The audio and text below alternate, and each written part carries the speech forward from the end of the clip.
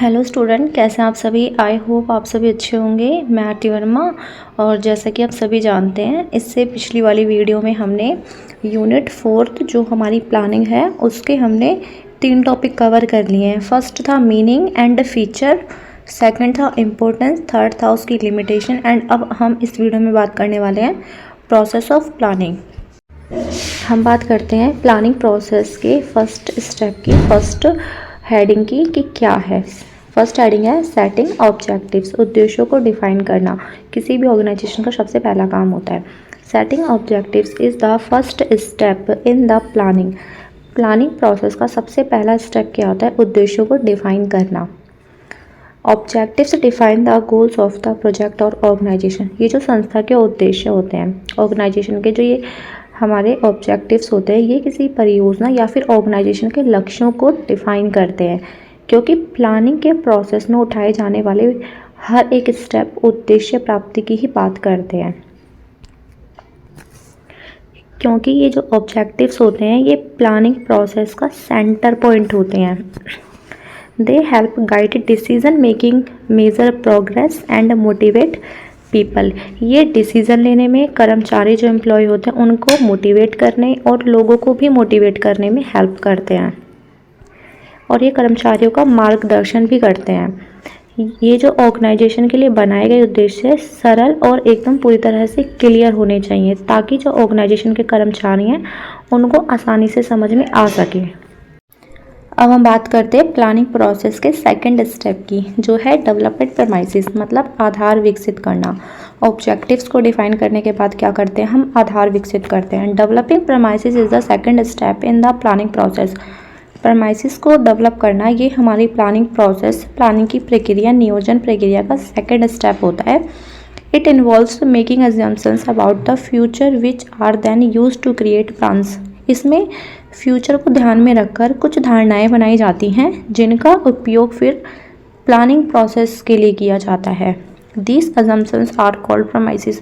और जो ये अजम्पशंस होती हैं इनको ही हम क्या कहते हैं? प्रेमाइसिस कहते हैं। इन धारणाओं को ही प्रेमाइसिस कहा जाता है। अब हम बात करते हैं इसके थर्ड स्टेप की, जो है आइडेंटिफाई ऑल्टरनेटिव्स। ऑल्टरनेटिव्स की पहचान करना, विभिन्न अलग अलग विकल्पों की पहचान करना या फिर खोज करना। Identify alternatives course of action involve brainstorming and considering a range of option to address a problem. ये जो ब्रेनस्टॉर्मिंग होती है, इसमें बहुत सारे विकल्पों पर खोज करना या विचार करना शामिल होता है, क्योंकि कोई भी काम ऐसा नहीं होता जिसमें बहुत सारे ऑल्टरनेटिव्स ना हो, क्योंकि एक काम को करने के बहुत सारे ऑल्टरनेटिव्स हो सकते हैं, है ना।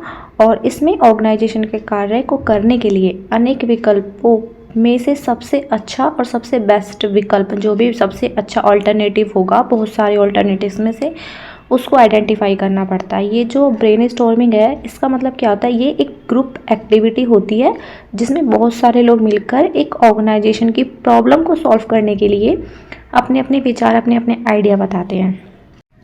अब हम बात करते हैं फोर्थ हेडिंग की, इवैल्यूएट ऑल्टरनेटिव्स। ये जो अलग अलग ऑल्टरनेटिव्स थे, बहुत सारे जो विकल्प थे, उनको इवैल्यूएट करना, उनका मूल्यांकन करना। Evaluating alternative course of action is the process of analysing and comparing different options to select the best one to achieve a goal. इसमें क्या होता है? ऑर्गेनाइजेशन के लक्ष्यों को, ऑर्गेनाइजेशन के टारगेट को प्राप्त करने के लिए, उनको अचीव करने के लिए ऑर्गेनाइजेशन के पास जो बहुत सारे विकल्प होते हैं, अलग अलग विकल्प जो आते हैं, जिसको हमने आइडेंटिफाई किया था, जिनको सर्च किया था, उनमें से जो बेस्ट विकल्प होता है ना ऑर्गेनाइजेशन के लिए, जो सबसे अच्छा होगा, उसको अच्छी तरीके से एनालाइज किया जाता है। इसमें सबसे पहले हम क्या करते हैं? उनको आइडेंटिफाई करते हैं। आइडेंटिफाई करने के बाद क्या किया जाता है? उनको इवैल्यूएट किया जाता है, और उसमें से ये देखा जाता है कि कौन सा विकल्प हमारी ऑर्गेनाइजेशन के लिए सबसे अच्छा होगा और सबसे बेस्ट होगा। क्योंकि ये जो विकल्प होते हैं ना, बहुत सारे जो एक बार में आ जाते हैं हमारे ऑर्गेनाइजेशन में, इनके अपने अपने मेरिट और डिमेरिट्स होते हैं। तो हमें ये देखना होता है कि कौन सा जो विकल्प है हमारी ऑर्गेनाइजेशन के लिए सबसे अच्छा होता है। अब हम बात करते हैं फिफ्थ हेडिंग की, जो है selecting from alternatives. Selecting an alternative is the process of choosing the best options from a set of possibilities. It's a की स्टेप इन डिसीजन मेकिंग। हम क्या कहते हैं इसमें, क्या बात करते हैं कि जो हमारी ऑर्गेनाइजेशन के पास बहुत सारे जो विकल्प आते हैं उसमें से सबसे बेस्ट विकल्प को सिलेक्ट करना। हमने सबसे पहले क्या किया था, आइडेंटिफाई किया था, उनको रिसर्च किया था, उसके बाद उनको इवैल्यूएट किया था। अब बारी किसकी आती है, उनको सिलेक्ट करने की। क्योंकि एक ऑर्गेनाइजेशन के पास बहुत सारे विकल्प आते हैं और कभी कभी ये जो अल्टरनेटिव्स होते हैं ना, ये एक ही गुण वाले प्राप्त हो जाते हैं। मतलब कि कभी कभी क्या होता है, ये सारे के सारे अच्छे होते हैं। तो जितने भी अच्छे हमारे पास अल्टरनेटिव्स होते हैं ना, इनको एक ऑर्गेनाइजेशन के अंदर रिजर्व करके रख लिया जाता है, ताकि जो फ्यूचर है वो फ्लेक्सिबल होता है ना, इसमें चेंजेस होते रहते हैं। तो उस फ्लेक्सिबिलिटी को ध्यान में रखकर इनको रिजर्व कर लिया जाता है। और यदि जो हम जो फोरकास्ट लगाते हैं, जो अनुमान लगाते हैं फ्यूचर को देखते हुए, जो प्लानिंग करते हैं, अगर वो गलत हो जाए, है ना, अगर वो गलत हो जाती है और उसमें हमारा जो पहला विकल्प होता है, ऑल्टरनेटिव होता है, अगर वो गलत हो जाता है, तो हम क्या करते हैं, जो दूसरा जो हमने रिजर्व करके रखा हुआ है विकल्प, हम उसको उसकी जगह अप्लाई करके जो हमारी ऑर्गेनाइजेशन को लॉस होगा उसको हम कम कर सकते हैं। और ये क्या करते हैं, एक ऑर्गेनाइजेशन का डिसीजन लेने में भी हेल्प करते हैं। अब हम बात करते हैं सिक्स्थ हेडिंग की, सिक्स्थ स्टेप की, इम्प्लीमेंटिंग द प्लान। ये जो प्लान होते हैं उनको इम्प्लीमेंट करना, मतलब योजना को लागू करना। After deciding the main plan and subsidiary plans, मतलब मेन प्लान और सब्सिडरी प्लान को डिसाइड करने के बाद, मेन प्लान होती है हमारी मुख्य योजना और सब्सिडरी प्लान्स कौन सी होती है, हमारी सहायक योजना। They have to be implemented. Main plan को और सब्सिडरी प्लान को डिसाइड करने के बाद उनको इम्प्लीमेंट कर दिया जाता है, मतलब उन्हें लागू कर दिया जाता है। आफ्टर इम्प्लीमेंटिंग द प्लान्स, और इन प्लान्स को इम्प्लीमेंट करने के बाद, लागू करने के बाद, the sequence of various activities is determined. जो डिफरेंट टाइप की जो एक्टिविटीज़ होती हैं उनके सीक्वेंस को, उनके क्रम को निर्धारित कर दिया जाता है। It is decided who will do and at what time.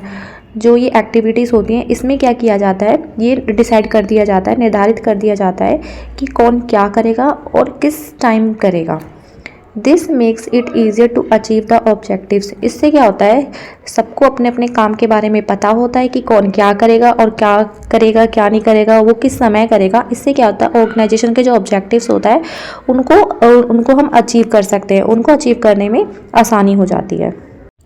अब हम बात करते हैं इसके सेवन्थ स्टेप की, और सबसे आखिरी स्टेप है फॉलो अप एक्शन, मतलब समीक्षा करते रहना अपने कार्य की, या हमने ये योजनाएं बनाई हैं उनको देखते रहना, रिव्यू करना। The planning process does not and with the implementation plan. ये जो प्लानिंग का ये प्रोसेस होता है, ये योजनाओं को लागू कर देने पर ही ख़त्म नहीं होता है। Plans are made for future and the future is uncertain.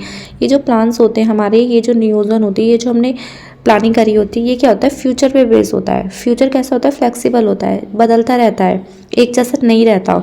To ensure success in uncertain future, और इस अनसर्टेन फ्यूचर पर सक्सेस पाने के लिए it is important to keep reviewing the plans. हमें क्या चाहिए, ये सबसे ज़्यादा ज़रूरी होता है कि जो हमने ये योजनाएं बनाई हैं उनको टाइम टू टाइम फॉलो करते रहें, देखते रहें। As soon as there is a change in the assumptions, और जैसे ही अगर इनमें जो हमने अनुमान लगाया, अगर इनमें कोई चेंज होता है, on which the plans are based, जिन पर हमारी ये योजनाएं बेस्ड होती हैं, जिन पर हमारे ये प्लान बेस्ड होते हैं, necessary change are made in the plans.